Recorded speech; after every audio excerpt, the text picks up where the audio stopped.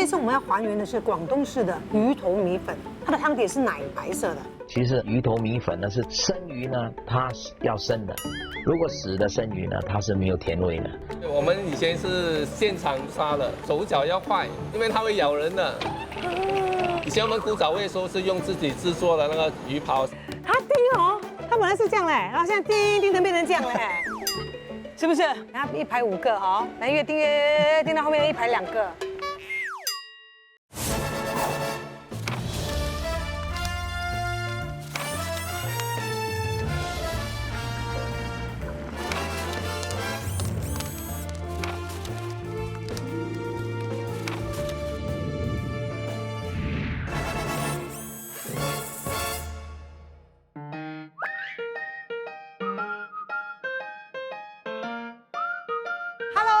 Chef 尤金 Hi Kim， 你好 ，Welcome， 请坐。哇，已经帮我准备好啦。对。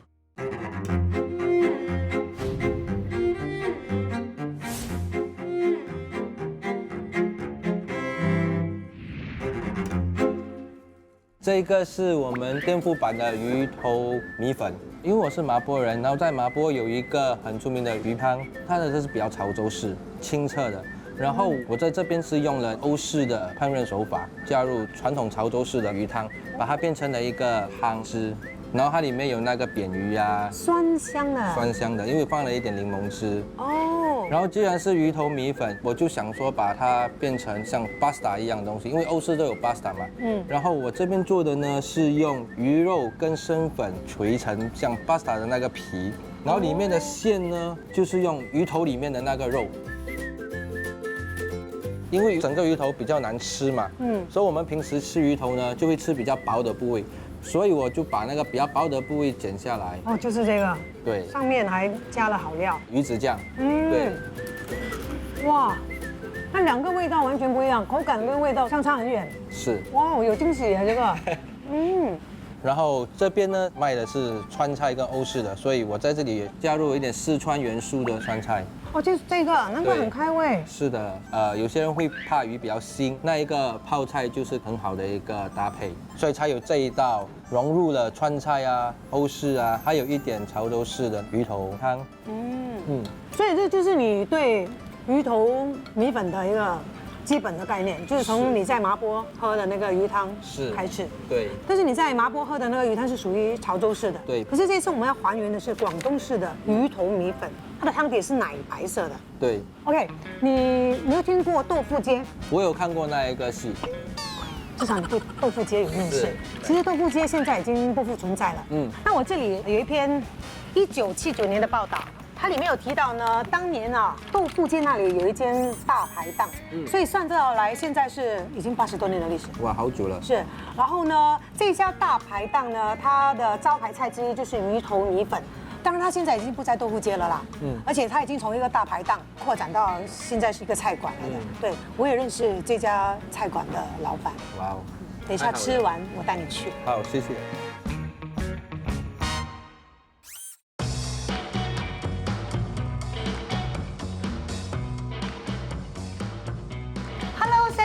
你好，好久不见。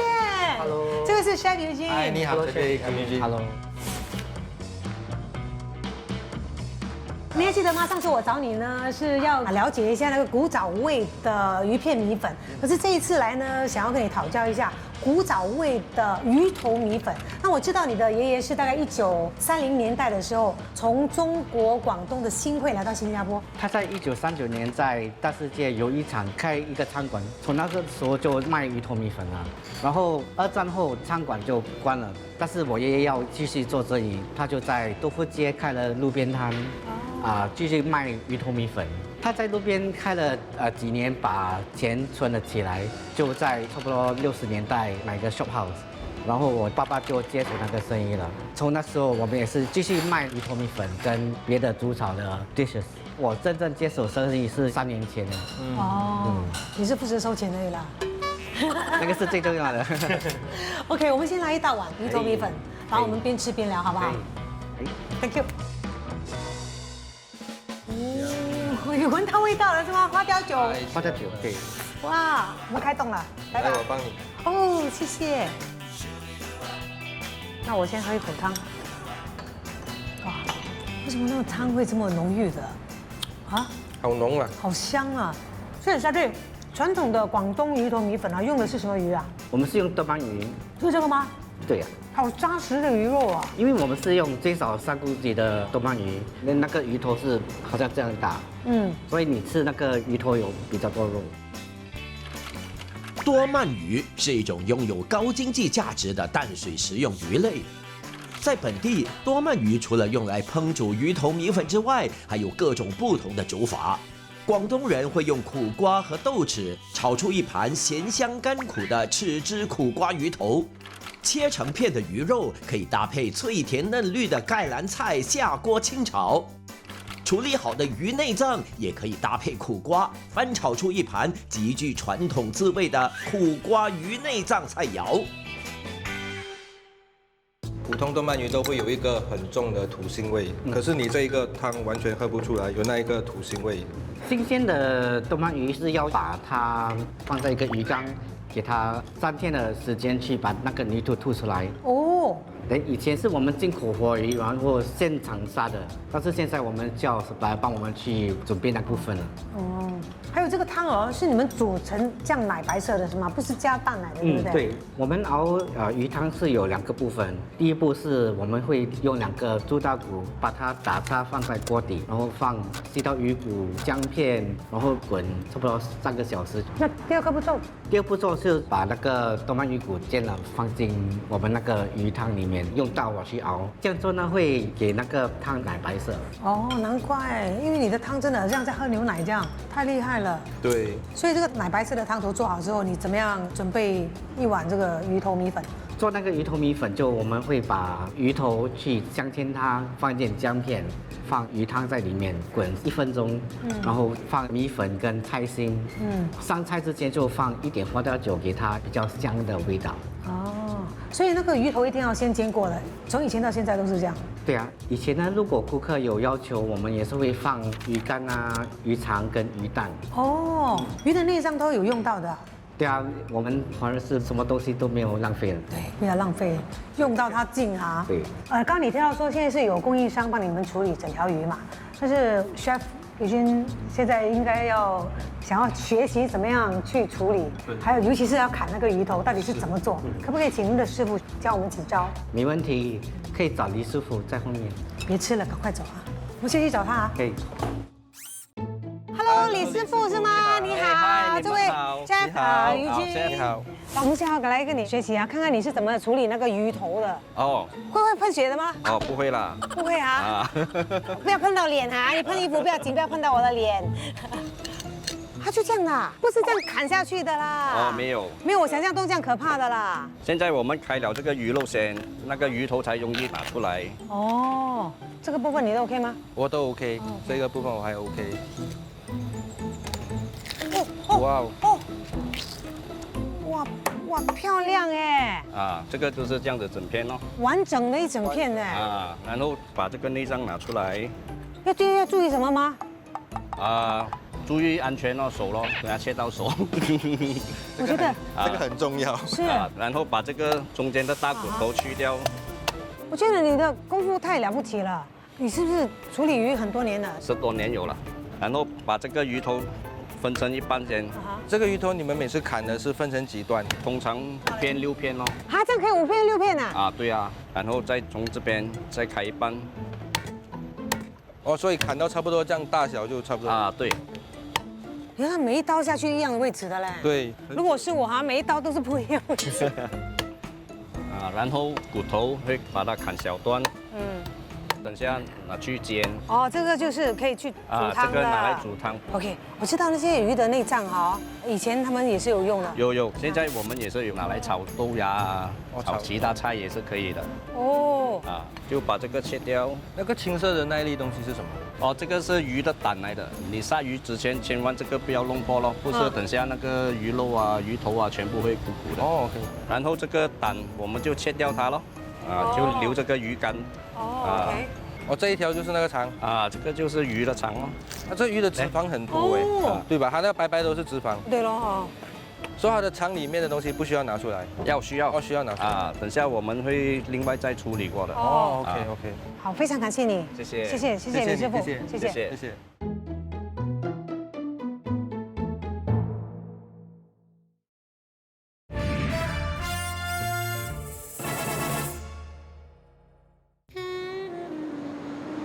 空空的餐馆，空空的桌子，就像我空空的心，还有空空的胃。我已经4大皆空了，你还端一碟什么空心菜？是我们招牌，没有跟你开玩笑。来我们家一定要吃鱼头炉，我已经为您准备好了。好，快点上菜吧。好，马上来。谢谢。够满吗？哇，很满，而且我也非常满意。那我知道呢，其实不同籍贯的族群啊，他们对于鱼头的烹煮方法是不一样的。就好像潮州人爱吃的这个鱼头炉就是其中之一了。那听说你们家的这个鱼头炉是从1927年一直传承到现在，是吗？对，就是1927年老师傅的爷爷从汕头来到新加坡的时候，他就把潮州围炉的习俗跟他们爱吃送鱼的习惯结合在一起，创出这个鱼头炉的吃法。所以老师傅的爷爷那个时候只是卖这个是松鱼头是吗？对，因为它便宜，可是送鱼头带着一个土腥味，所以现代的人不是很喜欢。通常来我们店里点的都是老潮州。我先来喝一口汤哈，要尝一尝才知道。好。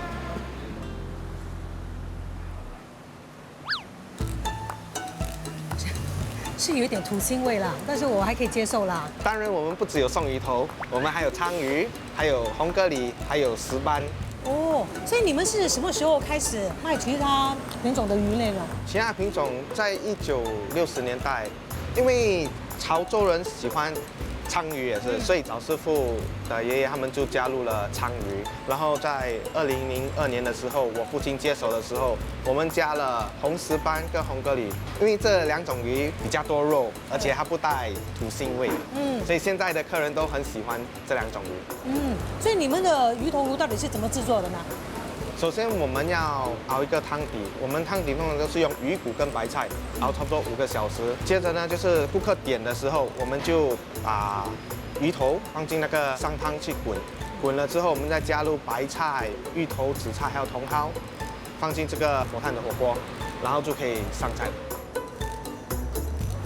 还有我觉得你们最棒的一点呢，就是保留了这个传统的火炭火锅炉，我很喜欢。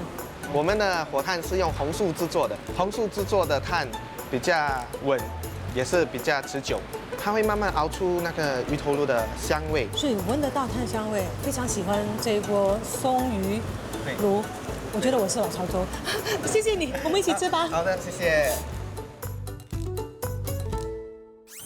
Cheers。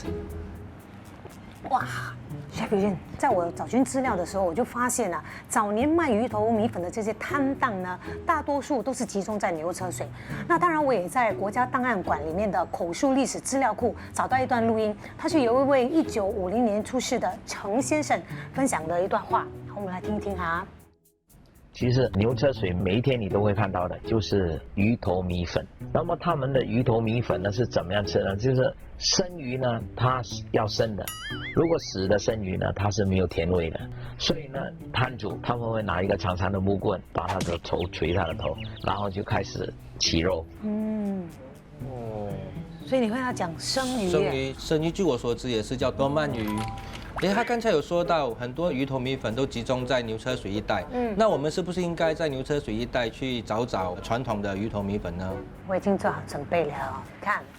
这里呢就有一份1986年的报道哦，这里有提到一家卖鱼头米粉的摊档，他几十年前呢就已经是在嘉宾达街，也就是卡班德 Street 起家了哦，然后呢现今已经是搬到厦门街，也就是阿摩 Street， 我们这就去找找。好。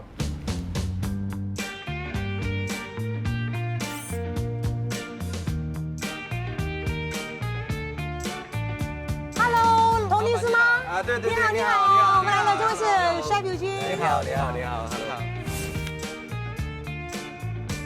所以以你是第3代负责人了，对不对？对的。然后爷爷当年也是从中国过来的吗？对，他是从中国广东新会来到新加坡，那时候应该是1940年左右，因为要过生活，所以就在本地跟一位前辈学会了这道鱼头米粉。做了几年之后，就在香港街开始摆摊做生意。然后爸爸就在1950年左右下来帮忙爷爷，那时候就搬去了 Carpenter Street。那我是大概1980年左右就下去帮忙爸爸。哇哦，所以已经做了几十年了。所以你还记得哦，你这个鱼头米粉哦，当时在卖的时候是早上、下午还是晚上？哦，那时候爷爷他们开始是傍晚5、6点的时候就卖到凌晨哦。哦，所以是晚餐。就是晚餐开始。晚餐开始，对，就是搬来 Amoy Street 之后呢，我们就从下午开始卖到9点半。哦，所以午餐时间就有的吃啦。对。所以现在是午餐时间哦，我们可以不可以先来一份尝一尝，然后边吃边聊？没有问题，可以，谢谢。哇，你的猪油渣不用钱的是吗？暂时不用。哇，所以一直以来都是这样吃的啊？鱼头米粉一定会有猪油渣的吗？对，就是以前的做法。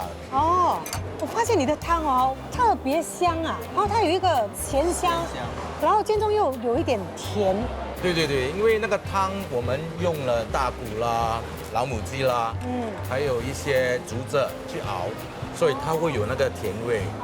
以前我爷爷他们还有用西刀鱼骨来熬那个汤，现在西刀鱼骨比较难买了，然后我们就拿生鱼的鱼骨来煎过，再加进汤里面再去熬。所以你是怎么样把它煮成一碗鱼头米粉的 ？OK， 首先我会把鱼头给炸了，因为现在年轻人他们喜欢油炸的，所以我们就把它炸了，然后再拿去煮。炸了我们会比较容易处理，那鱼煮的时候不会这么容易散，而且上菜的时间也会缩短一点。所以以前你的爷爷是拿鱼头来煎，过后你就变成炸鱼头。对，然后就放姜片。然后再把炸好的鱼头放进锅里面，略微的煎一下，然后就放汤去熬那个鱼头。以前我爷爷的时候，他们是不加奶的，他们是只是煎了那个鱼头之后再加汤，它慢慢熬，它就会变奶白色。因为现在年轻人他们喜欢奶香味，而且放了奶，那个汤又会比较滑一点，是比较顺滑。对。所以从以前的时候，是不是你爷爷就用那一个拉沙粉来煮鱼头米粉？以前我们是用干的粗米粉，它的好处就是它很容易吸收那个汤，而且吃起来就香，很有味道。对，不过它麻烦的就是要浸泡10到20分钟。然后它烹煮的时候很容易碎，拉沙米粉就是比较容易处理，然后又滑，所以从我接手的时候我就用拉沙米粉。非常感谢老板。谢谢你喜欢我做的鱼头米粉，非常喜欢，非常好吃。Thank you。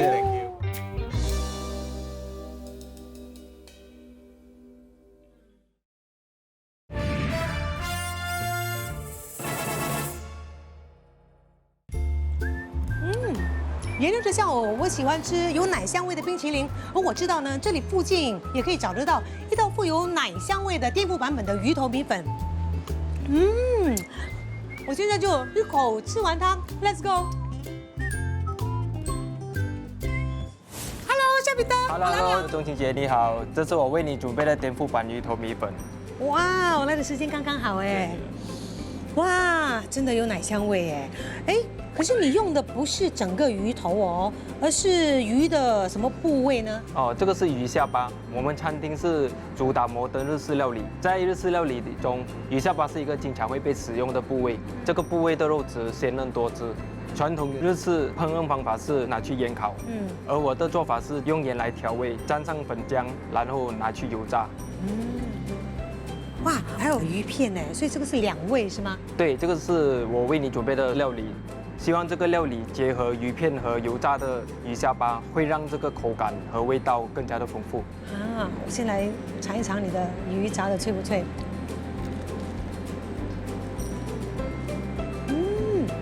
这个鱼很脆，它是用的是什么鱼啊？这是海鲈鱼，感觉好像有那种tempura的对，香气哦。对，还有啊，我刚才就一直瞄你的这个面，就是鱼头米粉，用的是粗米粉，可是这个面看似是面，它不是面对吧？对，这个是我用鱿鱼做成的面条，哦，你是把它搅成泥，还是把它切成像面条？切成像面条，因为它的颜色很像粗米粉一样。哦，太厉害了！鱿鱼可以为这道料理提供一层弹性和嚼劲的口感。嗯，这里头还有一个特别的食材，什么是别的食材？那个就是我用生蚝制成像柴鱼片的蚝片。为什么想到要用这个蚝片呢？因为传统的日式高汤都是用昆布和柴鱼片组成，而我选用蚝片，因为它可以为高汤提供更丰富的鲜味。哇，真的哎，那我也尝尝这个汤的味道如何？它很香，然后有那个鲜的味道，对，然后又很浓。我是用牛奶。牛奶？对。所以你这个汤是怎么做的呢？我会先把葱姜蒜拿去炒香，加入水、柴鱼粉还有牛奶，煮至沸腾，然后将鱼骨拿去油炸，之后倒入锅里，一起煮约30分钟，把它过滤出来。加入其余的食材，如红萝卜、番茄、香菇、芥菜，最后就撒上葱丝，这道料理就这样完成了。哦，难怪它味道这么丰富。对的，又酸又甜又咸又有奶香，非常好味。我觉得你这道料理呢，其实除了颠覆了本地的鱼头米粉，同时呢，也为你的传统日式料理注入了新意，而且非常漂亮。谢谢你，夏彼得。谢谢周静姐。谢谢。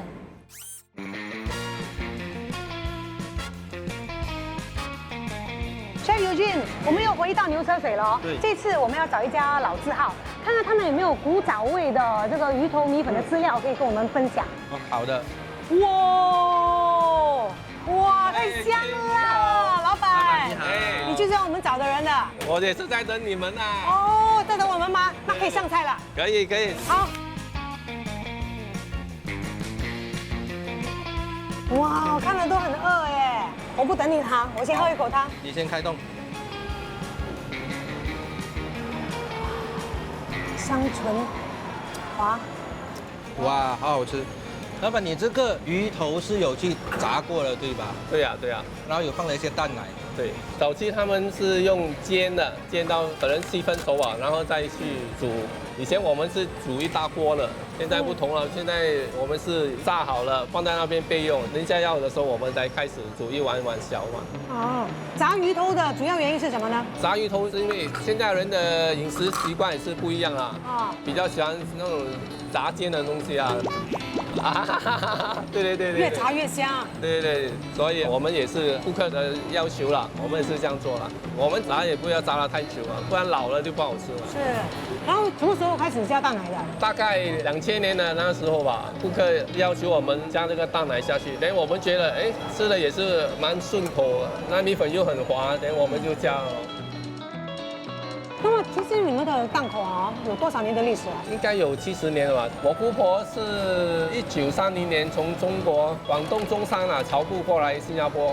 开始的时候她是做校工，她自己本身也是很会煮的。然后在一个很偶然的机会，她就在牛车水找到一个摊位，就开始了这个生意。牛车水哪里？在水沟林，那时候差不多1950多年的时候。哦。那时候他们专门是卖这鱼头米粉，还有好像炒河粉啊，还是炒面那种。后来他就搬去 Temple Street， 那在那边继续营业。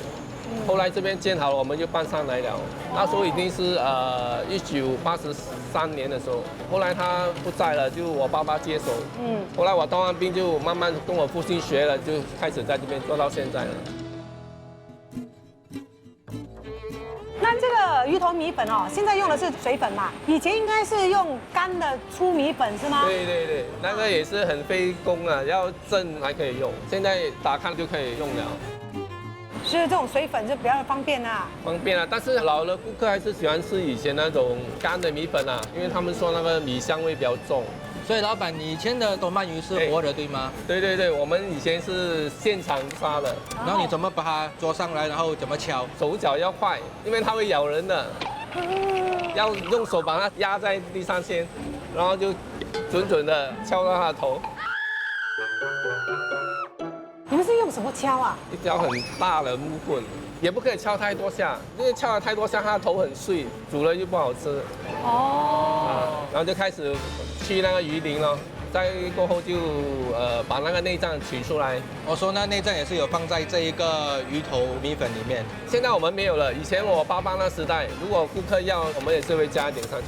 那老板，我想问你一下，怎么去处理鱼的内脏呢？尤其是那个肠，会不会很难处理啊？要把那个油去掉，然后把它切小片，先炸，然后拿去蒸。炸了就熟了吗？还要蒸来干嘛呢？你炸了它更硬啊。哦，所以蒸给它软。对，蒸多久呢？大概45分钟就可以。以前我们古早味的时候是用自己制作的那个鱼刨，现在他们就是用那种电动鱼刨，它的力度很强嘛，可能那个肉会打得散一点。哦，所以还是建议说，如果我们要还原古早味的话，最好是自己可以刨掉那个鱼鳞啦。不过要去自己做那个鱼刨先。你不要看着我，他会做的，我是不会做的。谢谢你的建议。你帮他找那个棍子啦。这些我会找人安排的。Thank you very much 啊。那另外一点古早味的这个鱼头米粉啊，他们以前用的是怎么样的器皿？我们就拿一个大的碗去放那个米粉，然后给你们2个小碗。我们以前的小碗是瓷的，也是瓷的，都是瓷器。然后用那种很长的那种黑色的筷子，很长的黑色筷子，然后姜青啊、辣椒啊。以前我们也有卖茶嘛，所以我们有一个热水啊，给他们烫那个茶杯啊、筷子啊，那些汤匙一起烫。你看以前的人就很讲究卫生啊。对。非常感谢你，老板 Alex。OK， 我们就不客气了哈，继续吃了。对，慢慢用，慢用。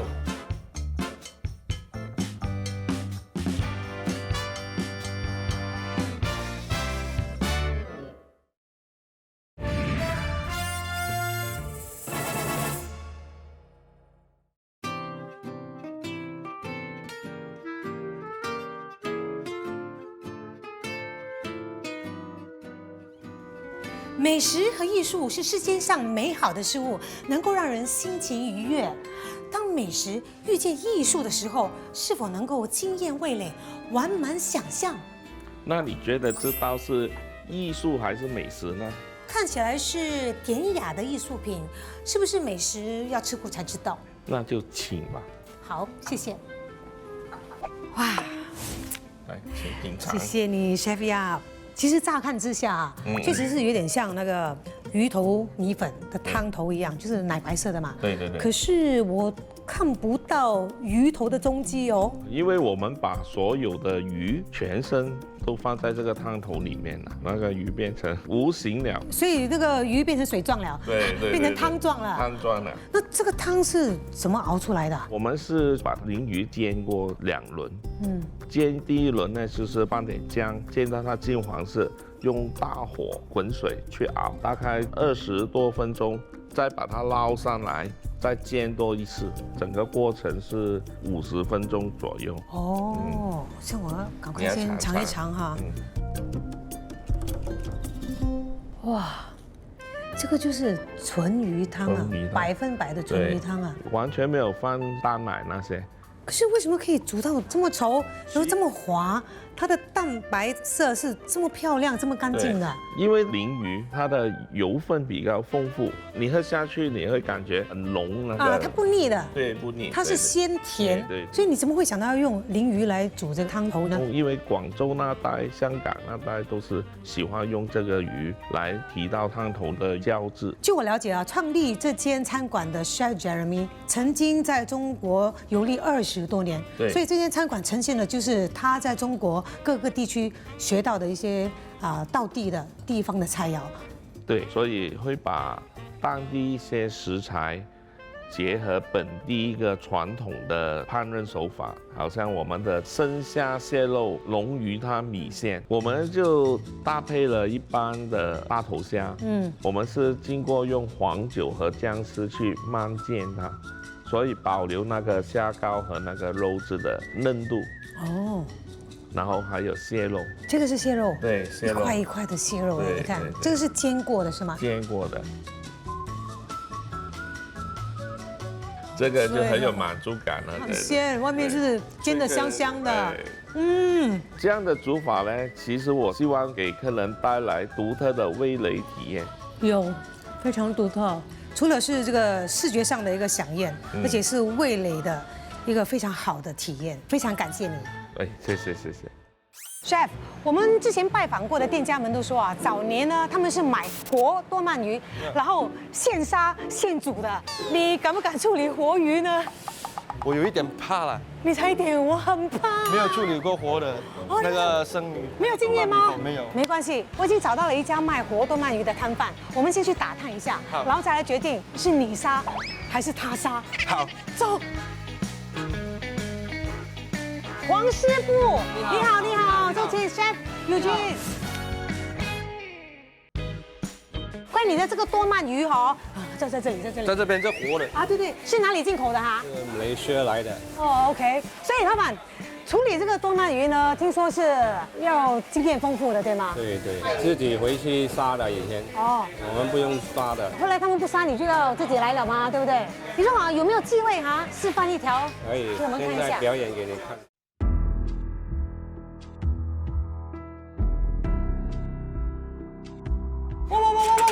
来了！哎呦，你看他跑来跑去。OK， 好，然后来了，好。啊，可以，好。你的力度要多少？要握紧紧吗？没有，不可以用力哎。为什么呢？用力它会摇啊。你越抓它，它就越摇。所以你轻一点，它吃软不吃硬的。OK。可是你很准哦。要练的吗？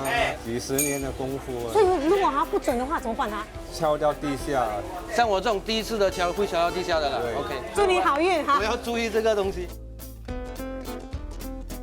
其实这个多鳗鱼是淡水鱼嘛，对，所以它有一个土味，对不对？这个没有，他们养过了就没有土味。哦，所以如果要煮鱼头米粉，多大多重的多鳗鱼比较适合？2公斤到4公斤这样。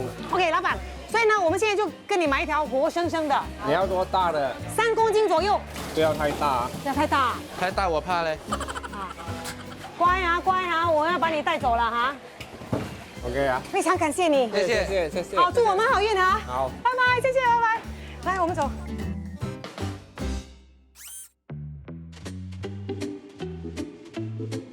Chef， 你还记得老板有说过吗？他们以前啊都是自制那个刮鱼鳞的刨，去除那个鱼鳞的。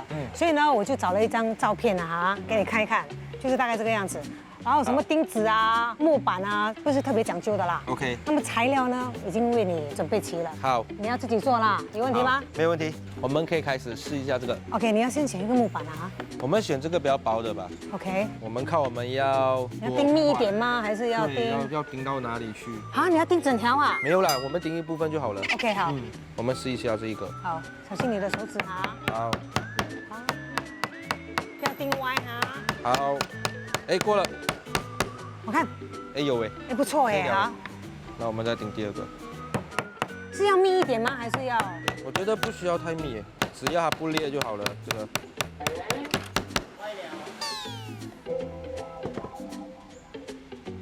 等一下我们再来 adjust 这个。哦。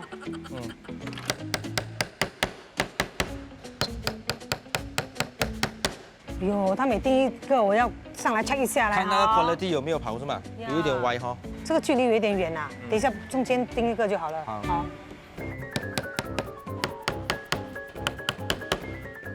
我在想是不是要在2个钉子中间钉一个？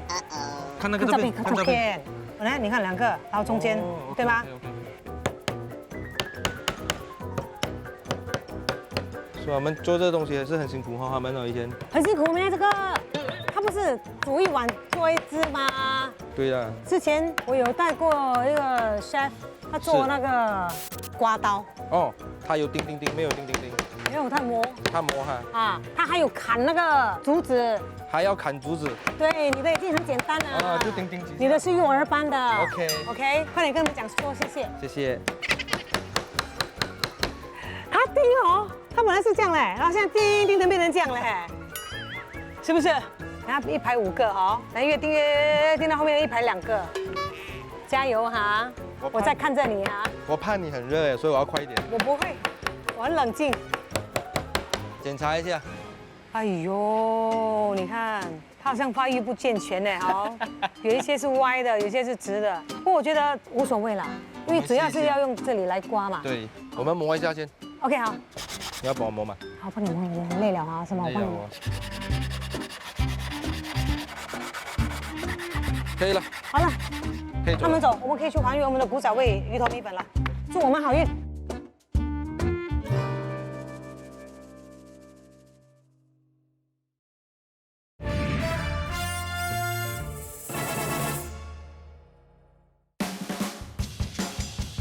好啦，赖皮君，你的工具啊已经准备好了，我们的材料也帮你准备好了。是，现在我们就要开始还原古早味的鱼头米粉。首先我们先要煮那个鱼汤。OK， 好。所以老板都说有这些材料嘛？是有鸡，有猪大骨啊，还有西刀鱼。西刀鱼鱼骨。这个鸡还是把它砍一下，然后我们不要放整个。哦。所以猪大骨不用切哈，整只这样美美放进去哈。整只美美放进去。OK， 好。我们听老板说要放打叉，我们就放打叉。OK。然后我们就放鸡。哦，鱼骨是最后哈。啊，鱼骨我们再放最后吧。好。熟，我们就把姜切片，然后就把它放进去。好。好，我们就让它煲1个小时半到2个小时。有时间，太阳还没有下山之前做好就行了。是。OK。所以现在我们要浸泡这个干的粗米粉。是。然后老板好像是说要泡蛮久的，对吗？对，我们泡15到20分钟，然后看会不会软，软了我们就把它拿上来就好。好。接下来呢？接下来就是要把那个豆鳗鱼处理掉了。有把握吗？有。OK， 现在你要把那个把这个鱼请出来。OK， 等一下，各位观众朋友，接下来的这个画面哦，可能会让你感到晕眩，所以可能你要先闭上眼睛，你听声音就好。OK， 好。啊！小心你的手哈，小心你的手。现在我就要敲它了。OK， 好，好，不要太紧啊，头哈，小心啊。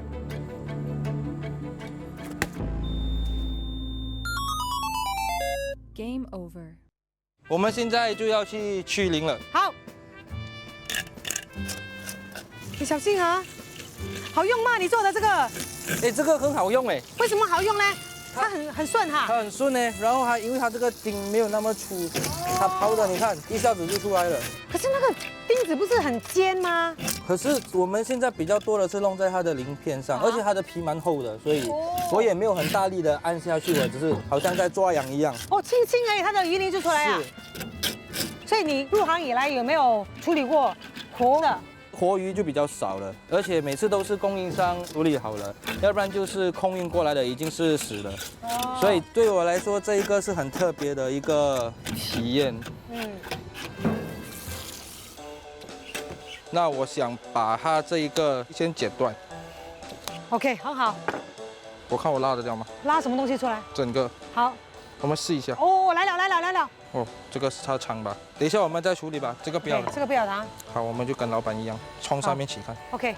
然后就把这边切一下。OK， 到目前为止都非常完美哈。OK， 慢慢来，胆在那边，小心哈。好，不要把它给割破就好了。对。Yes。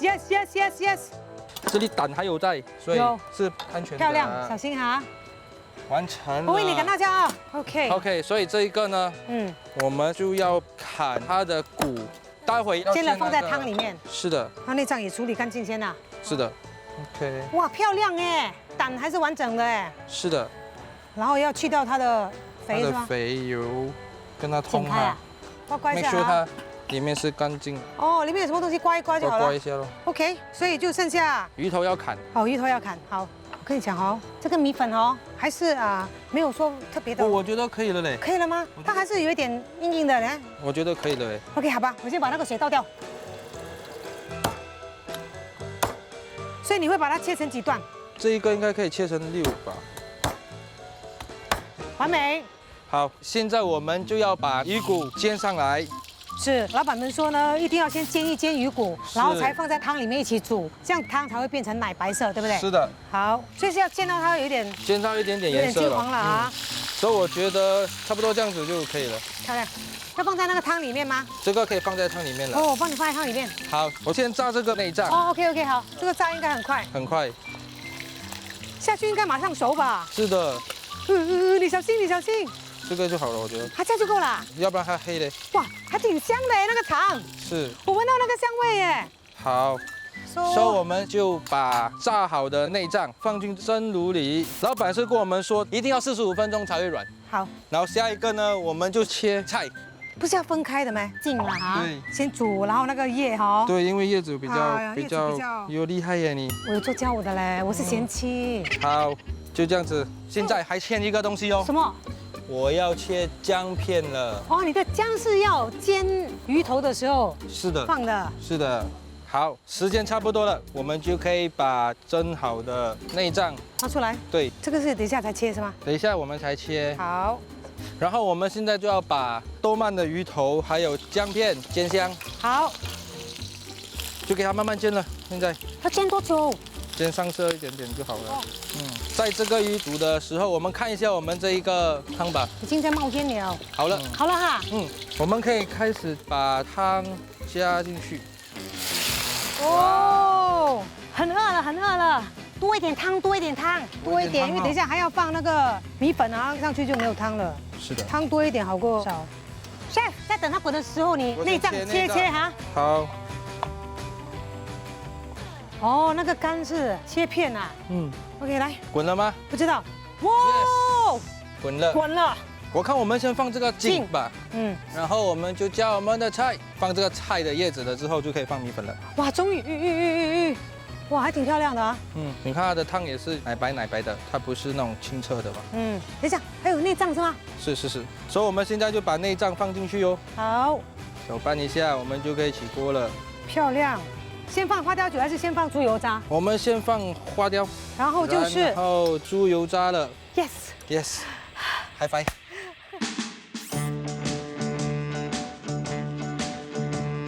哇，终于完成任务了。对。好，然后我们也有很好的安排啊，因为老板有说过吗？有一碗那个热水吗？洗这些餐具啊，烫过的，很讲究卫生的啊。对，然后就把这个放一边，然后你开吧。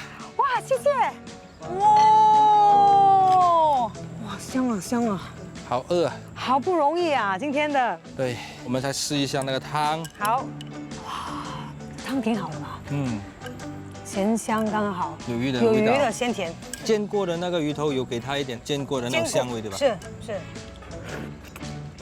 我还挺喜欢这个干的粗米粉做出来的效果。它是比较有浓郁的米香，当然它又很会吸那个汤汁。所以你吃进嘴巴里面，感觉是米跟那个汤。对。好了，现在我来尝一尝你的多曼鱼哦。是。哇，好新鲜啊！它的肉也是很脆。很弹，哇，这个多曼鱼太好吃了。所以我跟你讲啊，早期的人吃的东西都是很新鲜的。是，你看他们吃鱼就是现杀现做。对。所以今天我们也是吃到了真正的新鲜的。很不一样哦，它的肉质。所以今天一天下来真的是辛苦你了。你觉得最大的感触是什么？我觉得他们以前的器具没有像现在这么样的发达跟进步。所有东西都是要靠劳力来完成，然后。单一碗鱼汤背后要做那么多东西，从怎么样去找适合的鱼啊、杀鱼啊、起鱼鳞啊，真的很不容易。辛苦哈。这一个节目给我很好的一个体验。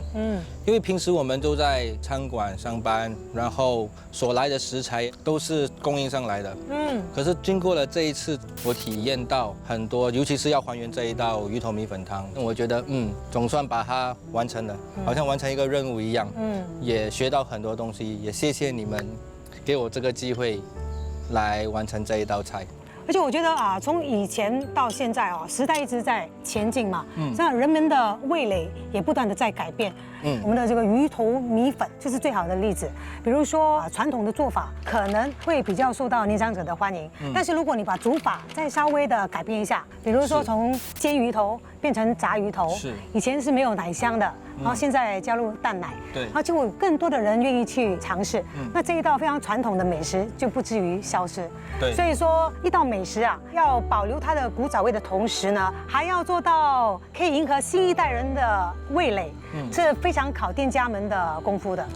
辛苦大家了，也辛苦你了，辛苦你们了。Cheers。